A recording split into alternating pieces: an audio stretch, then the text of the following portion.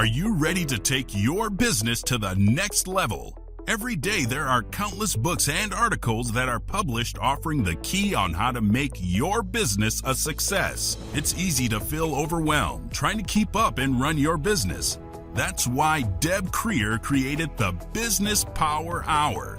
Keep up on the latest trends, best practices, and techniques for how to make your business a success. Let the Business Power Hour do the heavy work for you. Good morning, good morning. I am Deb Creer, and I am passionate about giving professionals the tools that they need to make themselves and their businesses as successful as possible. And today we are continuing our series on how to best use LinkedIn. And I can't say this enough. I've said it every program. If you are a business professional, you absolutely, positively, no exceptions, should be on LinkedIn. Even if you are an employee of someone else's, even if you think your job is the greatest thing in the world and you don't ever want to change, you should be on LinkedIn because it's all about building your professional network. And so today we're really going to talk about that. And I can't wait to talk to my guest because she is an expert in this. So please join me in welcoming Joyce Layman to our program today. Welcome, Joyce. Thanks for having me, Deb. Great. Well, you know, it's funny. I've chatted with you before and I had to look back. It's been 4 years. That's right. I know, bad. We need to remedy that. We can't go 4 years without chatting. So we will definitely fix that. But let me tell people a little bit about you and then we will jump into this. Okay. So founder, consultant, author, and car enthusiast are just a few words that describe Joyce Layman. You may find it hard to believe that Joyce is a former wallflower in the world of business networking. She's proof that how you think can be your greatest asset. She has been referred to as a walking LinkedIn, and Bob Berg, one of my favorite people in the world, who is the best-selling author of Endless Referrals and The Go-Giver and those series of books, calls Joyce the greatest networker in the world. Oh my gosh. Since 2008, Joyce has worked with various industries, from solopreneurs to CEOs, and in all sizes of organizations to help them grow their brands and businesses through the power of relationships. We're going to talk a little bit about her book, which is Your Connecting Advantage, but in particular, how to really use LinkedIn as your greatest networking tool. So again, Joyce, welcome. Thank you so much. Well, you know, as I mentioned, you've been doing this for a while. So how is it that you determined that this is your passion in life? Back in 2008, I had been working for a company doing training of all things in the area of performance mindset, corporate culture. And I thought it would be a great thing to launch my own business because 2008 was such a good year to do that. Yes. Everything was going swimmingly along, right? Right, exactly. But I didn't really have a brand. I didn't have a network to speak of. Of course, social media was barely coming on the scene. So there was so much that I didn't know, but my entrepreneurial enthusiasm overrode all my common sense, apparently. So initially, my programs were focused, as I said, on performance mindset. And I was doing speaking, training within companies, handful of private coaching clients.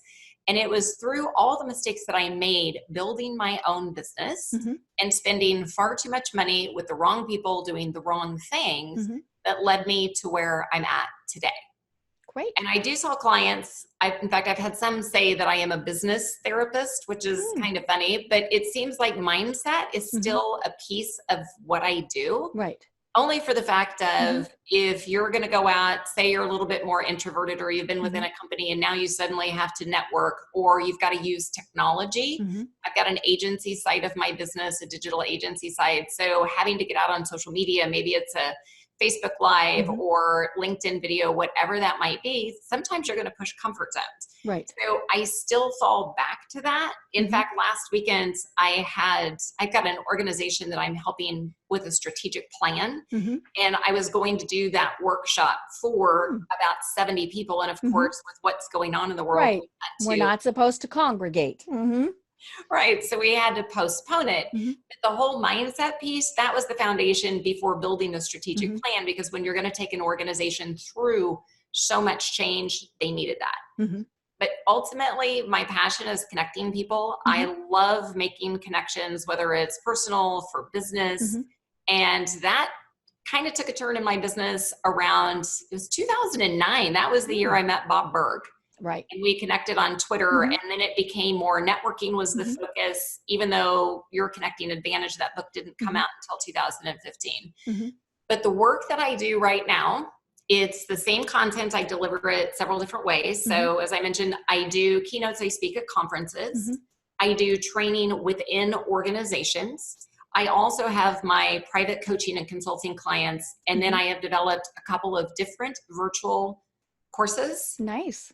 Yes. So one focused on LinkedIn, and then the other focused more on social selling and business development. So that way it's like, how do you get out more to the masses and be able to scale within a company?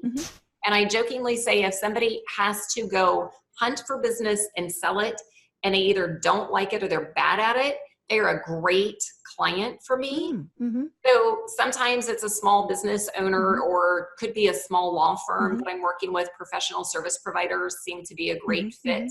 Or I've got a company, it's a national company that I'm going in to work with the executives. We do have that scheduled for October, and right now we're still on. So it's just, it's the same content, but it's like you got to build a brand, figure out who your target audience is, how you're going to go hunt, and then hunt differently in today's social selling landscape.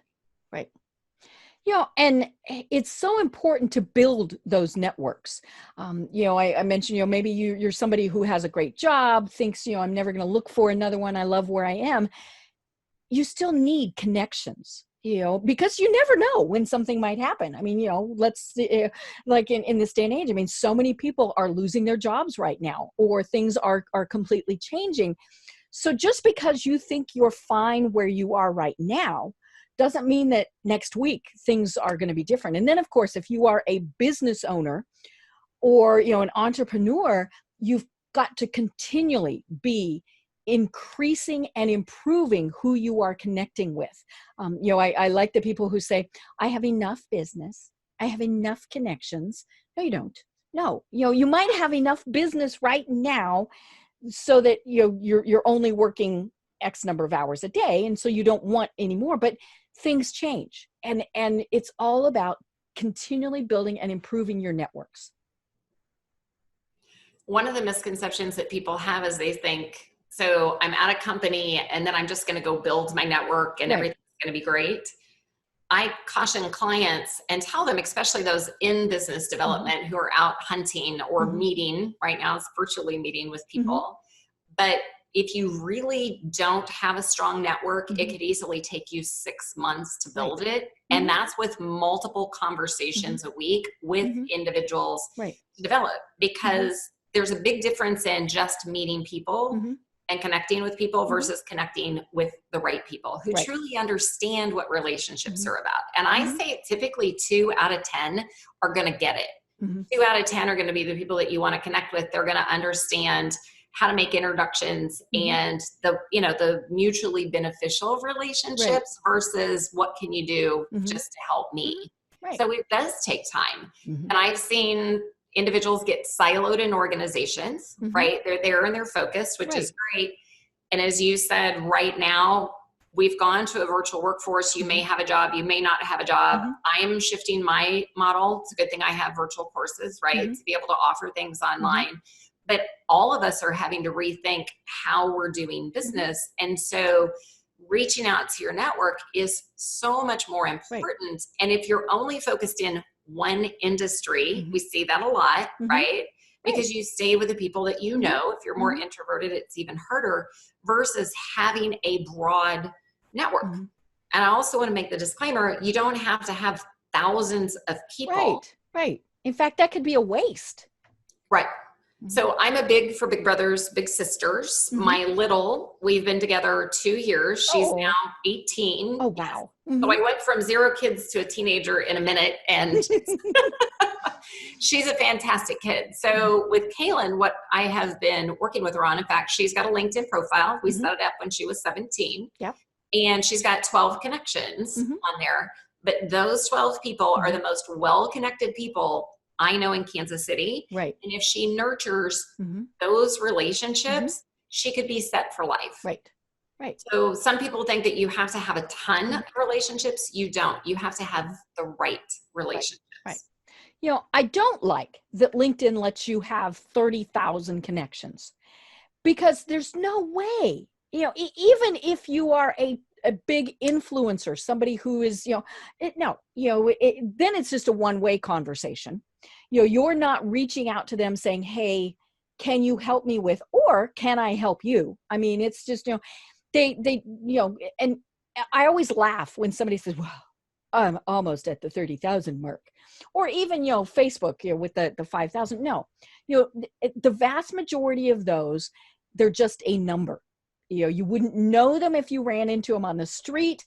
They're certainly not going to be, in most cases, of any benefit to you from a business perspective. Correct.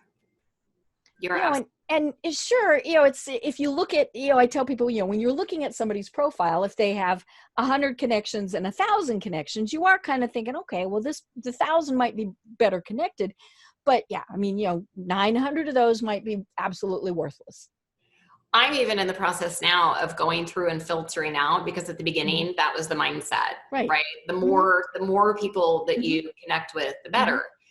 You mentioned Facebook, and I'm going to throw that in here, because even though we're talking about LinkedIn, social networks, your social capital is more critical now than ever before.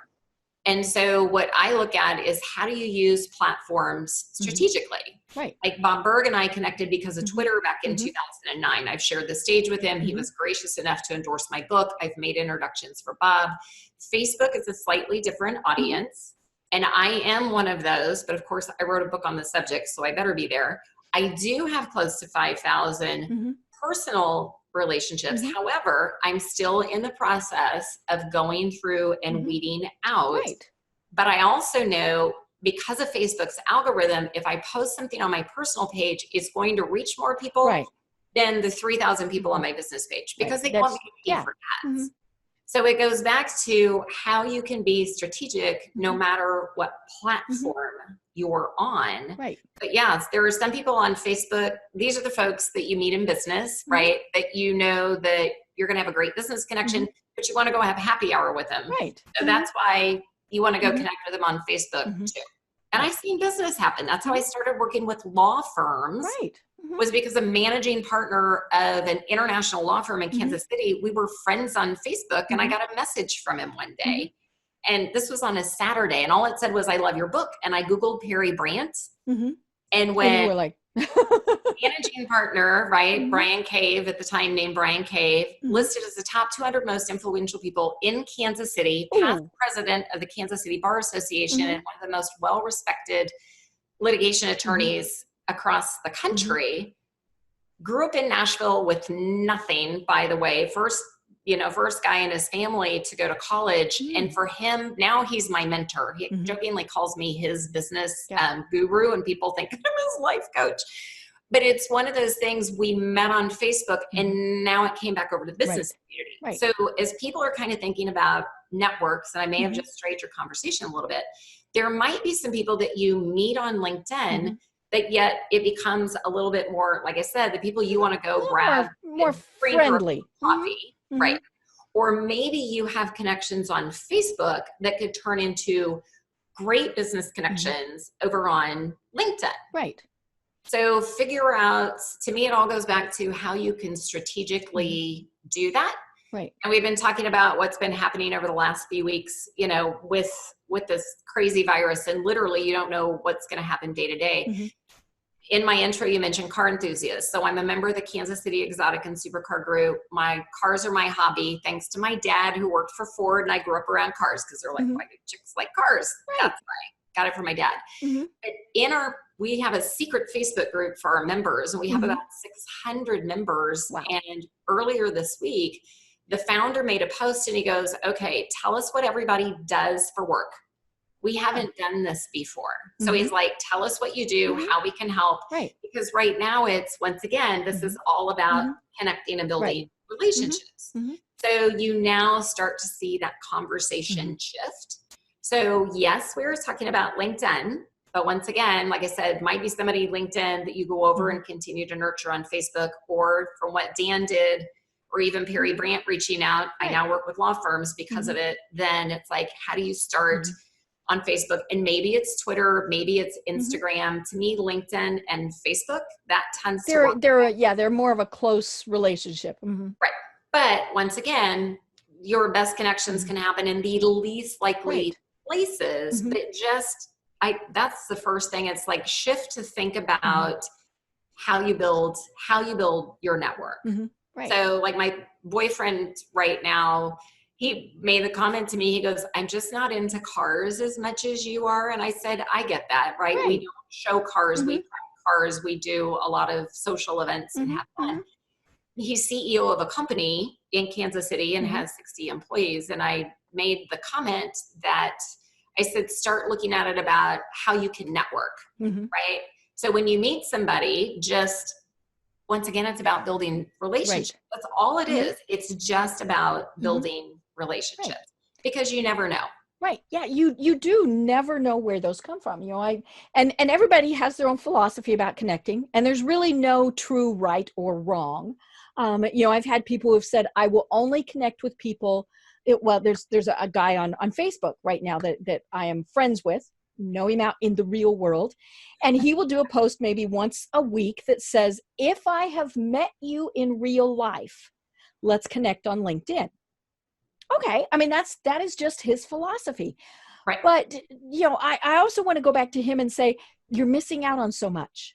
And because, just because you and I have never met in real life, we've only met virtually, and so if I had that philosophy, we wouldn't have met.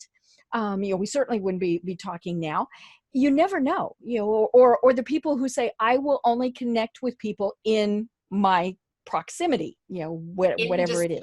Company, right. You close off. Yeah. Or only people in a certain industry, all those things, because you never know when, say, that Facebook friend that lives in outer Botswana is actually, the sibling to a person you really need to meet, or, all those various things. And so that's why I remind people, behave yourself on all of your social media.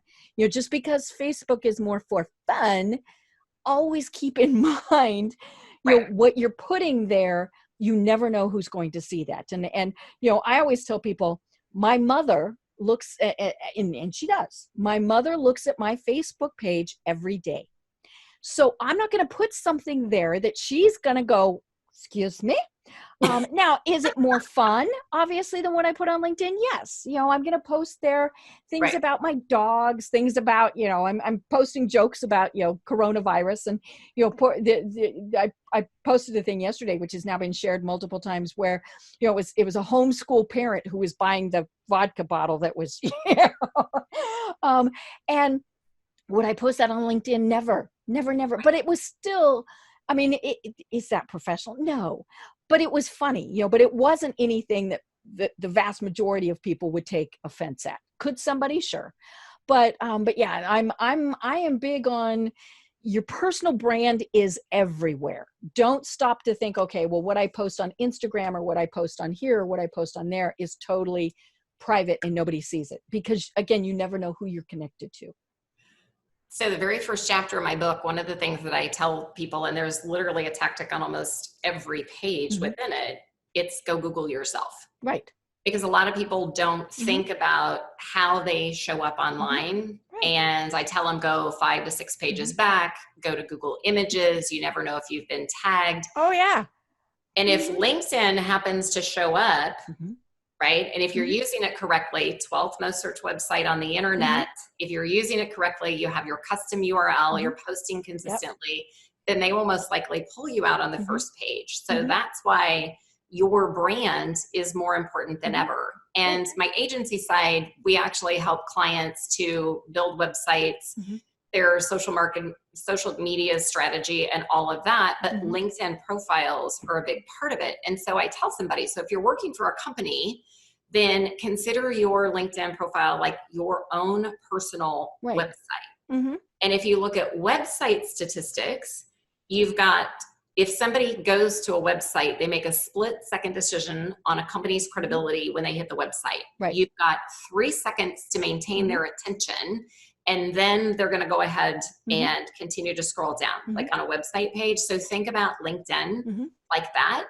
So, you know, utilizing custom background image, even what's in your header line, you know, there's ways to make it stand out, because if you say CEO, attorney, it's like, of what? And now I don't care that you're a CEO or an attorney. It needs to be keyword rich, right? So somebody goes, that's exactly how you can help me. So it always needs to be focused on the other, but that goes back to, that's where right now, if you're home, you might have a little bit of extra time to send a profile. When was the last time you looked at your LinkedIn profile? We inevitably, with clients, when we do a brand audit for them, I find broken links, I find old information. There's a credit union in Kansas City, and I've spoken to banks are another great area, credit unions that I work with. And I won't name the name, but I went out and saw, and it was one of the credit unions in Kansas City, and their head of business development, when you looked at the LinkedIn profile, they had changed their role. So you knew they were with the current credit union, but when you went down into their summary section, it was still the old company. They'd been there 4 years. 4 years head of business development. So when you think about those impressions and what that, you know, what that means. And so just a couple of statistics you may have had folks share, you may have shared these, but 50% of people don't even have a 50% completed profile on LinkedIn, which means you're not going to show up in a keyword search because they're constantly changing the algorithms. And LinkedIn wants people who are active. That's what they're going to show higher on their lists. Exactly. And when you look at all of the impressions, so if somebody says, what's an impression? So any piece of content that you happen to post that either gets a click or not, out of to get these properly, it's like you've got 9 billion impressions that are going out, but yet 3 million people are able to take advantage of that. Only 3 million people, because those are the ones who are out posting consistently versus all the content that's being flooded through the platform with 400 plus 450 million users. It's just crazy. So content is important, but if you haven't, Deb, you and I agree on that. If you haven't done anything to your profile, I even updated my profile this week based on, once again, what's going on, right? So I went back and mentioned virtual courses, online training, and I even thought I can do virtual coaching too. I have a couple of clients that are out of town, but it's how do you make sure that somebody goes, right now, this is how you can help me. So very specific keywords, and like I said, great headline, fill out everything as completely as possible. And there's right ways and wrong ways to do it. But with only 50% of people using or having a profile that meets LinkedIn's all-star. And so you go back to, you've got to have at least 50 connections. There are certain aspects of your profile you have to have filled out to be able to do that, but to really stand head and shoulders above everybody. Because if you think about, if you go to a networking event, right? Let's take it back to connections, and they say 7 seconds to make a first impression online, 1/10 of a second to make an impression on a photograph. So consider that your online networking event and what somebody's going to think of when they see your profile, and then put a call to action in so they can very easily find you. Even though I've got my contact information filled out and I've got phone number and email everywhere, it's still funny how sometimes I'll get a message and they'll go, I can't find your contact information. I'm like, and you just want to go. Exactly. But just think about, and two, on your profile, you don't want to write on your profile. So if you're at a networking event and somebody says, what do you do? And it's going to say results driven leader, blah, blah, blah. Oh my goodness, don't do that. You never say that to somebody at a networking event. So don't put it on your profile. Mm-hmm. Conversational, right? This is all about connections and building the relationship. And it's the starting point of where are we going to take it from here? Right. You mentioned something I want to go back to, and that's, when you Google yourself, what if you're not the only one with that name? And very rarely, I mean, there are some people who my mother is one. She has very unusual first name that my grandmother made up. So, mom's pretty much going to be the only one that comes up if you look for her name. But for the most part, for all of us, when you Google your own name, what else comes up? And you talk about this in your book. I just have a digital version. So hold up your version, which is called Your Connecting Advantage. I'll do the Vienna. Yes. You talk about that because what happens if you do that? And it was so funny. I was working with a gentleman one time who was in the job market and had been struggling, with getting interviews and things. And he Googled himself, and lo and behold, discovered that not only was there somebody else with his name, he was not an axe murderer, but he was a murderer. And I mean, and of course that really dominated. And so it was actually kind of comical. In his cover letter, he addressed that. And because he said, they're going to look. And so he said, I please note that I am not the person who did that. And he said, people commented on it. And he said, but they commented on it saying, we looked and we wondered. And so he immediately, now, for the most part, we're not going to have that issue. But, you might want to say, I am the person that does this, as opposed to, you might not want to point out the other person because curiosity, you're going to go, ooh, what did they do?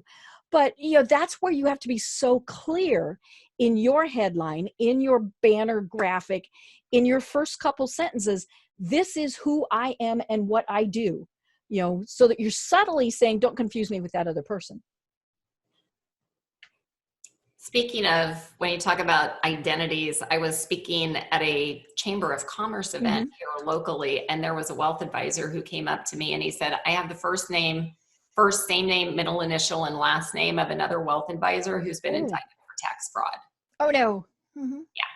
Yeah. So that, once again, it's like, if for some reason you've got somebody else showing up, then what can you do to build your brands? And he was having to pay a company to help.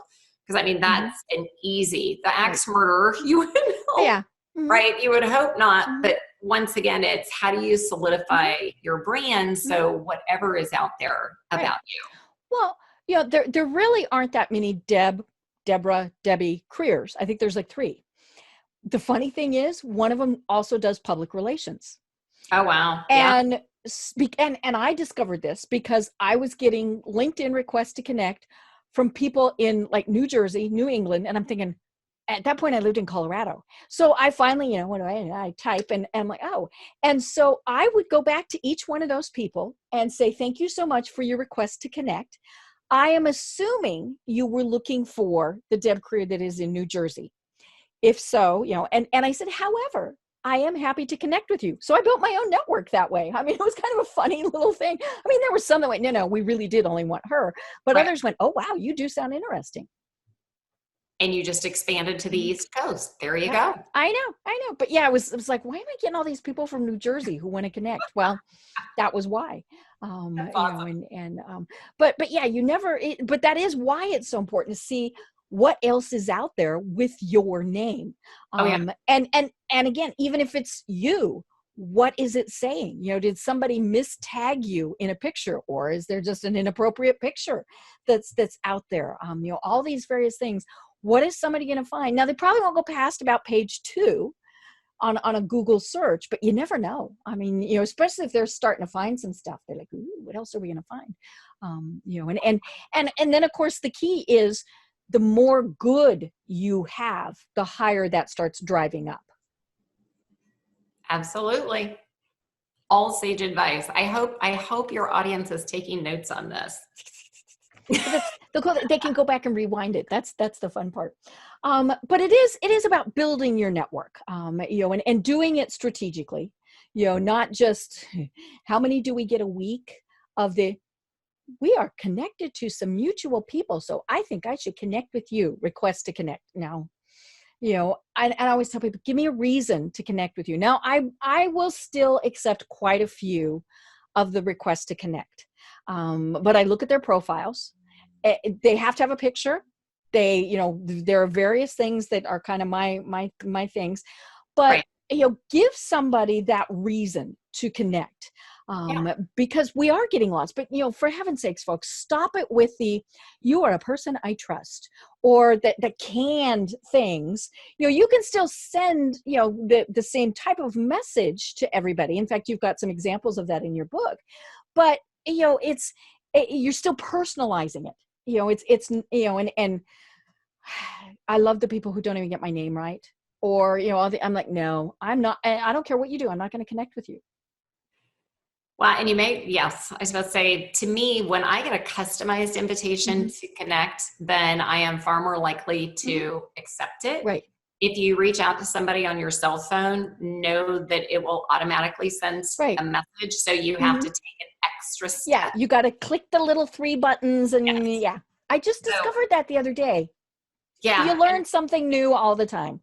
Unless you're literally, and I would say on your cell phone at an event, but right now that's not going to happen. But unless I'm standing next to somebody saying, I'm going to connect with you, that is the only time that I don't customize. Right. But as you mentioned, always do a skim through your profile. And depending on who it is, like if it's a potential, say it's a center of influence, it could be a potential company, go do a Google search online and see what else you can find. See what might be in the Business Journal or some other business publication in the city. Go look at them. It's not stalking, it's research. Right. You want to make sure you do your research. As an example, there was a law firm and I was talking to the managing partner, and this was in 2018. I was a most wanted for Big Brothers, Big Sisters. So what that means is every year they would nominate 35 to 40 people in the business community. And in essence, we had to go fundraise for Big Brothers, Big Sisters. I knew about the organization. Once I learned more, that's why I decided to become a big. But the partner of the law firm, I did a Google search and it said that he had been voted Big Brothers Big Sisters Man of the Year. Wow. I know. So when we got on the phone and we were talking and we talked about business and I said, I noticed this. And he goes, well, do you want to know how I got that? And I said, yeah. He goes, I donated more money than everybody else. And I said, oh, well, that's fantastic. And I said, I'm a most wanted. And he goes, so what's your address? I'll send you a check. Nice.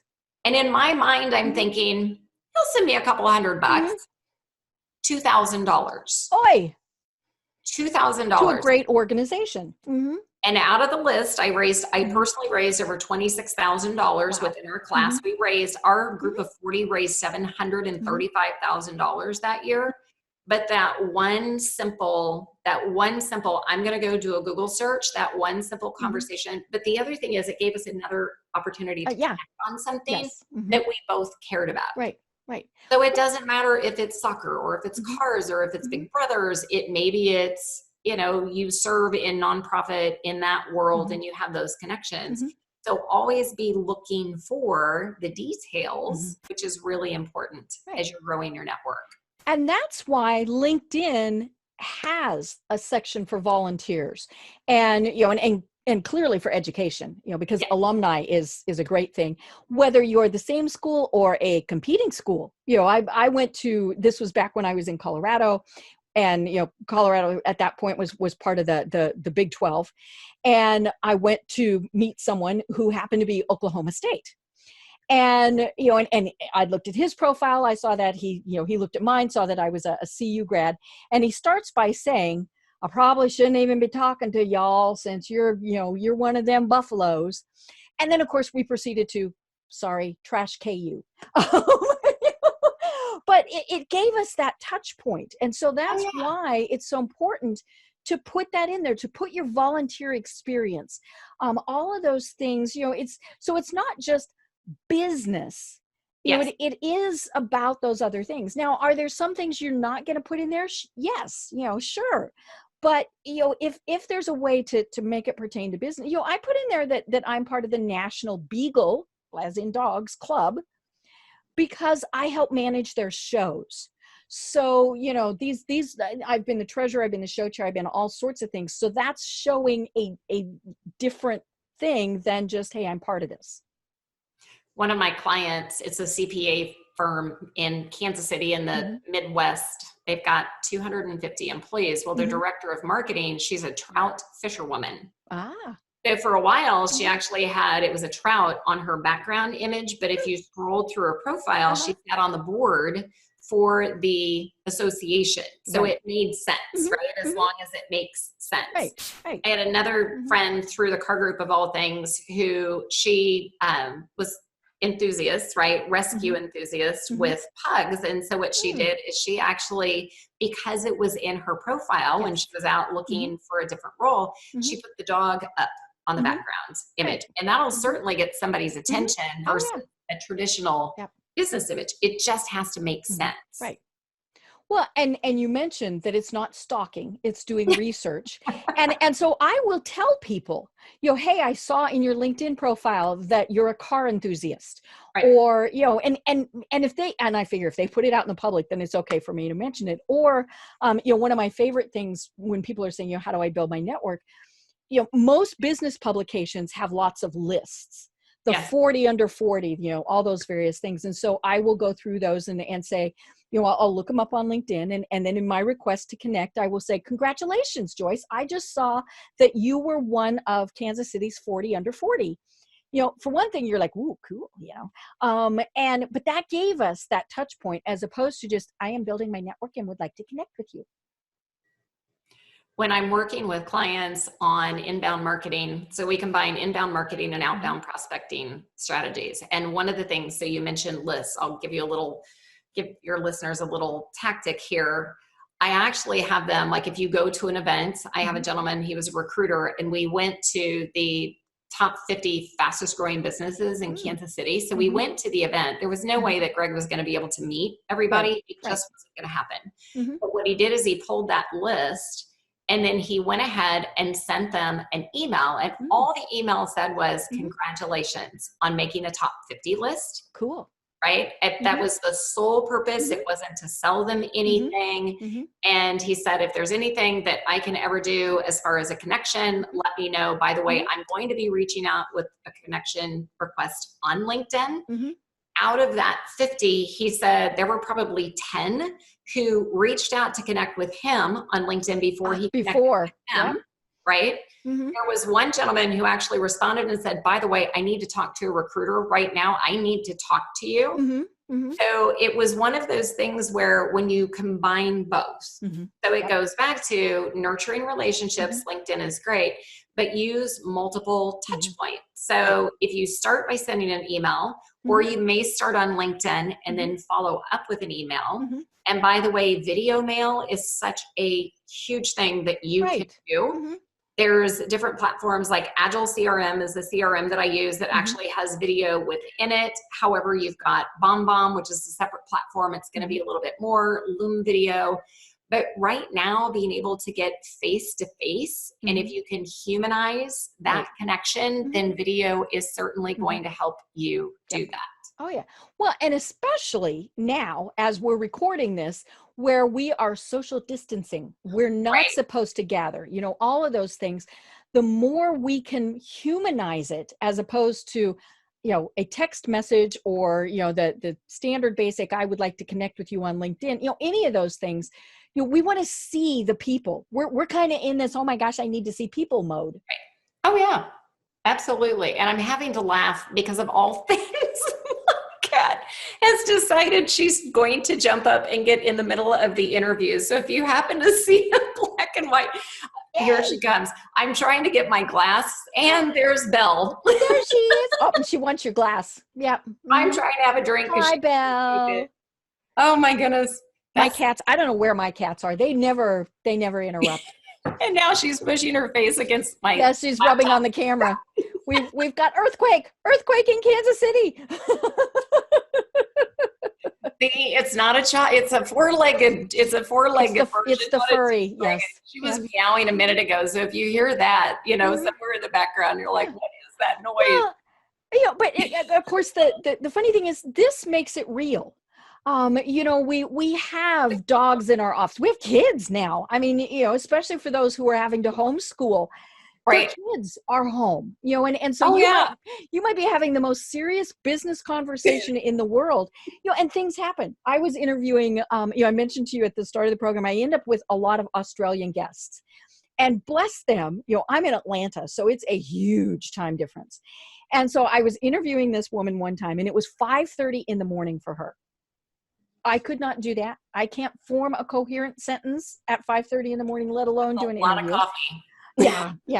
And so, she's there, we're interviewing, and she shared an office printer. Now she's obviously home and office.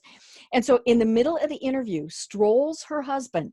Now, luckily, he was dressed. I mean, it was 5:30 in the morning. He's got a t-shirt, he's got, shorts, he's all this, but he's going to get whatever he sent to print. He gets right behind, she still has no clue. And I'm trying to not react, and I'm thinking, well, I can always edit this out if I need to. He gets right behind her and goes, we left it in. I mean, that was, Oh, that's and hilarious. because we were talking about the fact that you never know what happens when you home office, and all of these various things. And I mean, it was just absolutely hilarious. But things happen, and Right. and it makes us human. And and sort of to segue back, that's where it's okay to post some fun things on LinkedIn. We're not going to post, now you might post a picture of your cat on your keyboard, but talking about taking the cat to the vet, maybe not so much. But it is about humanizing us so that people want to connect with us. And we mentioned Bob Berg. I mean, Bob is the king of know, like, and trust. Yes. And part of that is getting to know that, oh my gosh, you have a cat that's going to go through and hit your camera, or your child is going to be wandering through, or all these various things, because we're human. We want to work with people who are human and not perfect, because we like to think we're perfect, but we're not. And so it's okay to have little bits of that, to have the trout picture, the pug picture, whatever it is, as part of your profile, because that does make us human. Well, going back to posts for a minute, in fact, it was my top performing post of all time. Mm. If you've seen the movie The Princess Bride, Mm-hmm. which was 1987. Yeah. Mm-hmm. And the famous line with Nero Montoya, you killed my father, prepare to die. So out on Facebook one day, Prepare to die. Mm-hmm. there was a photo of a coffee cup. Mm-hmm. And the coffee cup said, "Hello, my name is Nero Montoya. You drank my coffee, prepare to die." And it got a lot of traction on Facebook. Mm-hmm. So I put it on LinkedIn, but I said, everybody needs a little humor in business. Yes. 27 comments Mm-hmm. and 29 likes later, all the comments were men citing lines from the movie. One happened to be a vice president of a pharmaceutical company on the West Coast. We were not first degree connections. But he saw somebody else's. Mm-hmm. He saw somebody else, and he chimed in 3 times. So I sent him a request to connect on LinkedIn over The Princess Bride. Mm-hmm. Right. And right now, part of that messaging, right? To me, it's one of the critical things that people need to be paying attention to right now. What worked for messaging last week does not work for messaging this week. What even worked 2 weeks ago. And to connect with people and then immediately try to sell them through LinkedIn Messenger, not a good idea. Right now, it's about, how do you get your brand? How do you boost your brand? Sharing videos, sharing content. I'm seeing a lot of influencers give away things for free. Right.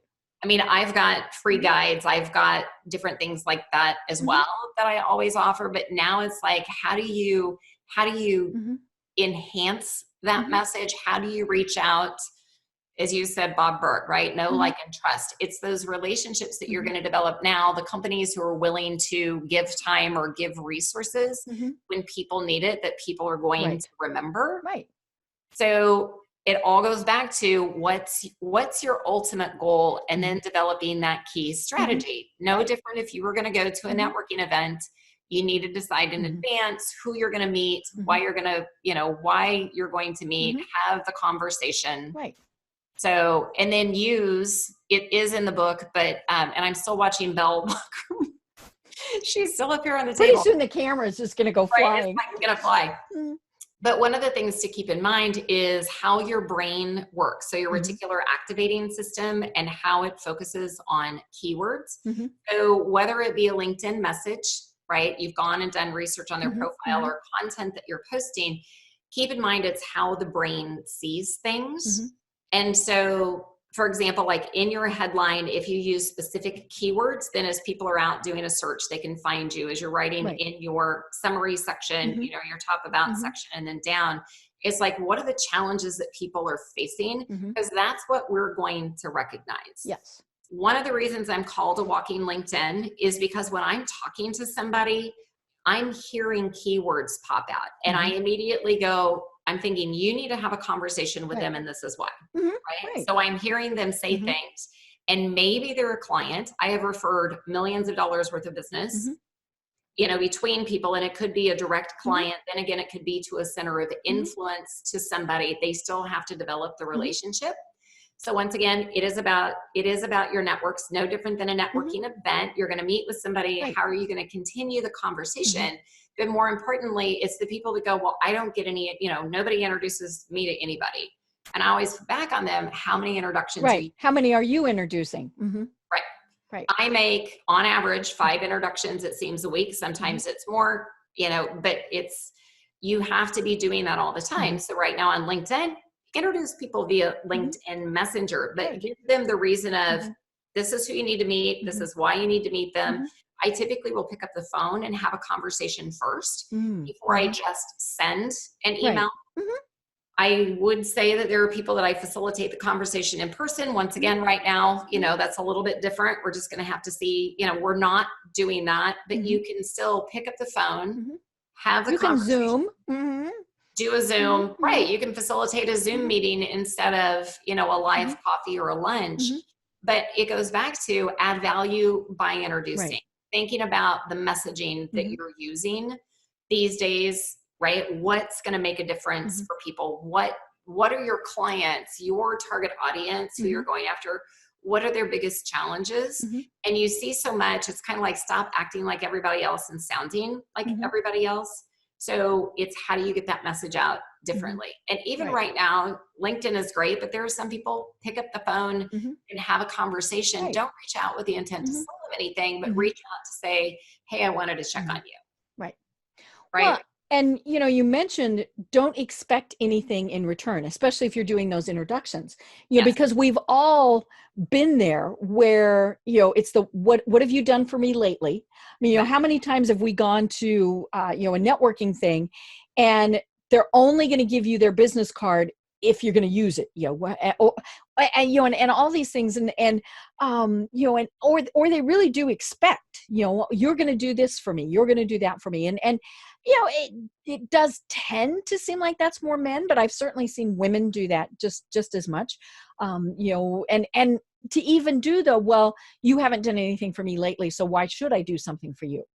Well, again, you never know. I mean, you know, I might introduce you to somebody that leads to absolutely nothing for me, but you remember that, you know, and so further on down the road, it's like, oh my gosh, Deb introduced me to this person. That was great. Now I'm going to introduce, you know, and to do it without expectations. You know, I have a friend who recently moved to Miami, lived there less than 2 months, and lost his job. You know, and so first thing I did was to go to LinkedIn and see who I knew in Miami. You know, is there somebody I could introduce? Unfortunately, there wasn't anybody that I felt, you know, anywhere close that I could do any type of introduction. But that, you know, I would have gotten nothing out of that besides just a little bit of goodwill. But that really was my first thought, was how can I help? Is there something I can do to help? So on that note, I want to throw in something really important, because right now, of course, there are people that companies are having to shift. People are losing jobs. It's, you know, it's heartbreaking to see. And even before that, I have spoken at several events with large companies, like the head of HR at Cerner. One of the things that she said is, if you don't have a robust LinkedIn profile, we will pitch your resume. So they're not even going to look at it. Mm-hmm. And the reason I created my LinkedIn starter pack was I had a woman who reached out. She said, I've heard you can help me with my profile. I'm in the job search now. No recruiters are looking at me. Mm-hmm. Within a week of getting her profile optimized, Mm-hmm. she had 4 recruiters reach Yeah. out. Yeah. We Well, also developed a strategy to target specifically who she wanted to talk to as far as clients, and then recognize who the relationships were that could circle the wagons and not necessarily go in through the traditional right. HR route. Oh yeah, because sometimes it is that person that can walk your resume in Yeah. or send all those things. I tell people LinkedIn is often your first interview. They're looking at you, so they get your application, your resume, your whatever, and they go to your LinkedIn profile, and if they like what they see there, they call you, they bring you in for an interview, they do whatever. But if they look at LinkedIn and they go, nah. Now, obviously it depends on the position, but in many cases, even if it's more of, a lower level type of position, they want to know that the technology, all sorts of things. And so they're looking at your LinkedIn profile first. Yes. And I was about to say, if you've got a resume, then put it in the media section on your profile, but invest in getting your profile done. Yep. I don't even write my profile, and I've written 2 books. No. I write virtual courses and create content. It's really hard to write about yourself. Now you can write your experience sections yourself, but even that, have somebody else look it over. Yes. And that is one thing definitely worth the investment to do. Right. Right. And again, you might think you've got the greatest job in the world. You might even own your own company. I mean, there's certainly so many people who are business owners, entrepreneurs, whatever, who decide to change, whether it's their choice or the economy forces them to or whatever, Right. and so you've got to have all that out there. And as we've been saying, you have to already have those connections, at least a good start on them. Because if you're starting from zero, the problem is you're behind everybody else. And anytime you make that good connection with an influencer, and to me, influencers don't always have titles. If somebody looked at my background, they would go, she might know people, but guess what? I don't have to know the person, but I am probably 1 degree, of course, 6 degrees of bacon. This is an exercise I do when I'm speaking at conferences. You'd be amazed at how easily you can connect to anybody in the world. Yep. In Kansas City, where I'm at, you're typically 1 degree away from anybody that you want to meet. So I don't have to know them. That goes back to my RAS. My RAS is very highly tuned. I've been using it since 2005 when I went through the Pacific Institute's training. But it's how you use that and then say, I don't know, but let me, let me help you. Yeah, and maybe they're not on LinkedIn. It might be somebody on Facebook or Twitter or wherever, but that is one of the benefits of being so socially connected. Yes. Somewhere in there, we're probably connected with somebody else that could at least make another introduction. Sure. And the important thing is to ask. I mean, you never know. So put out there, hey, I'm looking for something. I did that for this series of programs. Could I have gone through my Rolodex, you mentioned this in your book. Do we even have those? No. I mean, I have the pile of business cards, right? But I could have gone through my connections. I could have searched for LinkedIn expert. I mean, all these various things and come up with the 9 guests that we need to fill April. Could I do that? Sure. But I did post. Now I did post on LinkedIn and I did post on Facebook. Our April programs are going to focus on LinkedIn, looking for guests.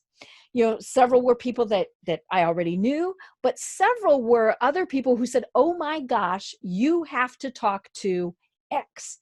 I've never met them, never connected with them, and they're going to be some of the greatest interviews that I will have.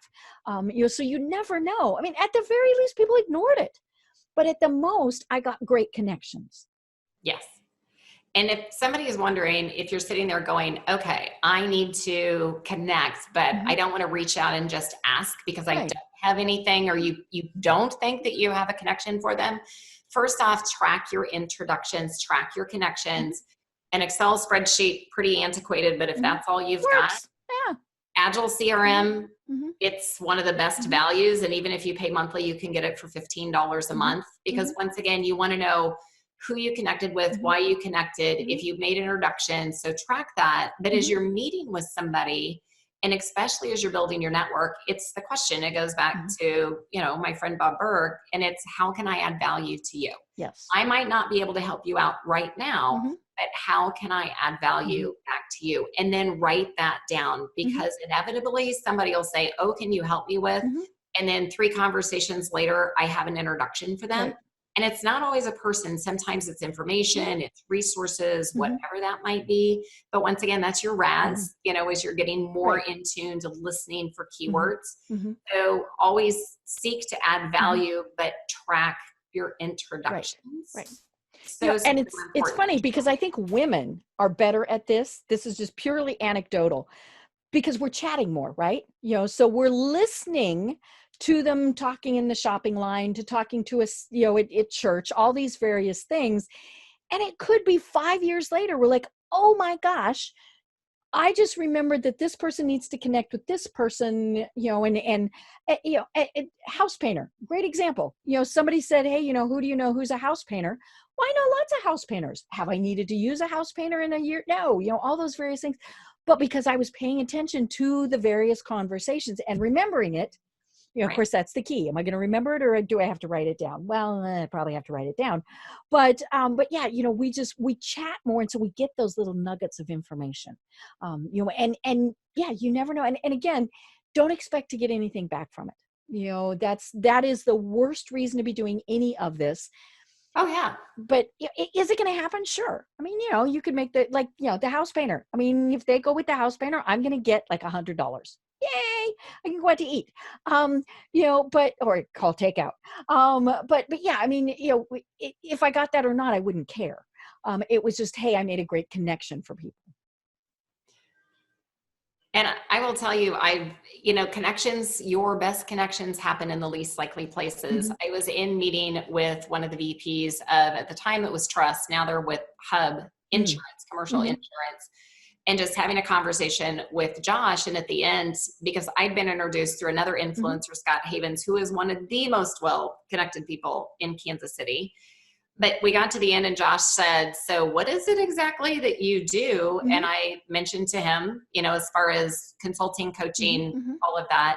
And he was talking about a group called Spec KC, and they work with 300 independent physicians, and they have a specialty, right? This is what we do. And I said, I have an attorney, a client of mine, managing partner of a small firm. There are about 15 attorneys. I said that you need to talk to.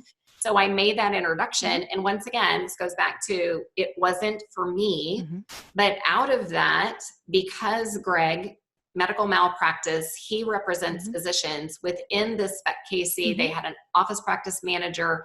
Basically, they were giving them all the resources for independent physicians, so they didn't have to go find their own. Greg became the go-to guy for the physicians. So that perfect simple introduction opened him up to 300 different physician groups.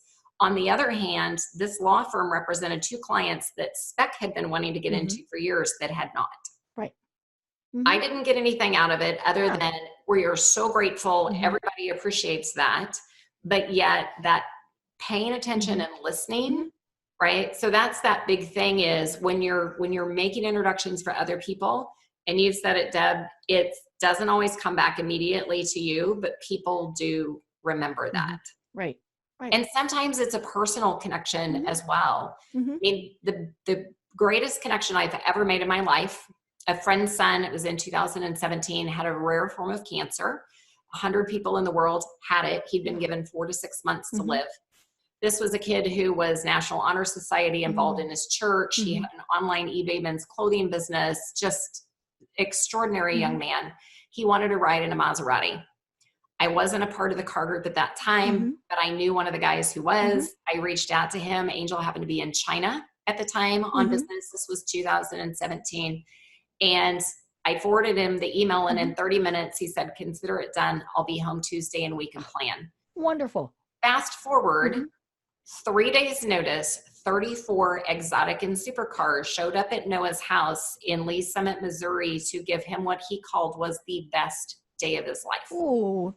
We stood in the street for 2.5 hours. It was a perfect day in January. It was about 40 degrees. We would love to have had a little bit warmer, but he rode in 7 different cars, Lamborghini, Maserati, Ferrari, extraordinary cars.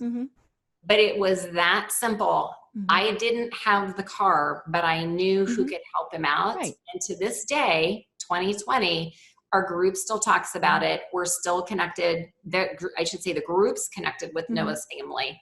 So it goes back to what Mhm. Bob taught me. It's always, how can you add Mhm. value? And yes, business connections are fantastic, but the fact I was able to do that Yes. for Noah Mhm. Mhm. was extraordinary. The Oh, yeah. result, I became part of a group, and it's like having an extended family. So maybe it's, once again, if you're home right now, your work has shifted home, start talking, it's the friendships, Mhm. right? Right. Maybe it's the friendship that Mhm. cultivates or develops into Mhm. a business relationship that you haven't talked to your neighbor, Mhm. and you're having to shout over the fence. Right. Yeah. 6 feet. Yeah. Mhm. Right. Mhm. Because we're doing all of that. But once again, I think now is such a huge opportunity Mhm. to develop some amazing relationships, because we're having to shift Mhm. how we communicate. Mhm. So just, that's the point, right? Right. Continue to build your network, but Mhm. don't just think it's a business thing Right. or I'm just trying to Mhm. sell something. It's about finding those people who get relationships and go with that. Yep.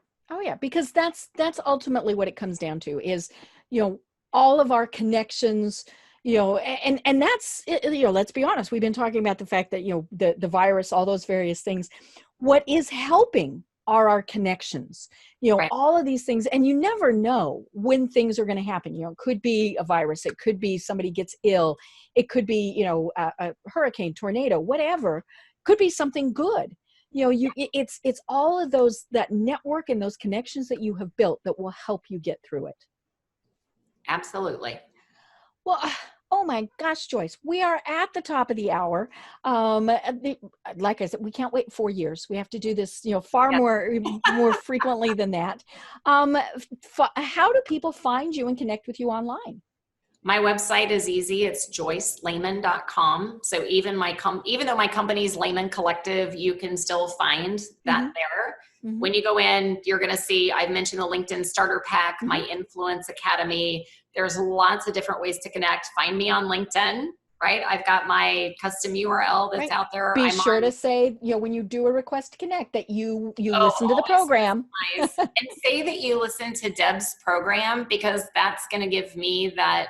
I'm going to want to say, yes, I want to connect, because as you know, we all get requests and you Right. don't know who to connect with. So make sure that you said that you Mhm. heard, you heard our conversation Yep. today, and that would be great. Because I'm Perfect. always looking to expand relationships. And if there's any way that I can add value back to you, I am more than happy to do that. I love it. I love it.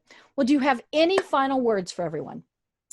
Any final words? Start with your brand. Go get your profile, get it optimized as quickly as possible. Once again, 1/10 of a second to make an impression online. You've got that split second to do that. So get your brand optimized. Get strategic about who it is that you want to meet, because otherwise it's like walking into a networking event. You're going to waste an hour of your Just time. flinging your business cards. Right, because you haven't gotten Mhm. strategic.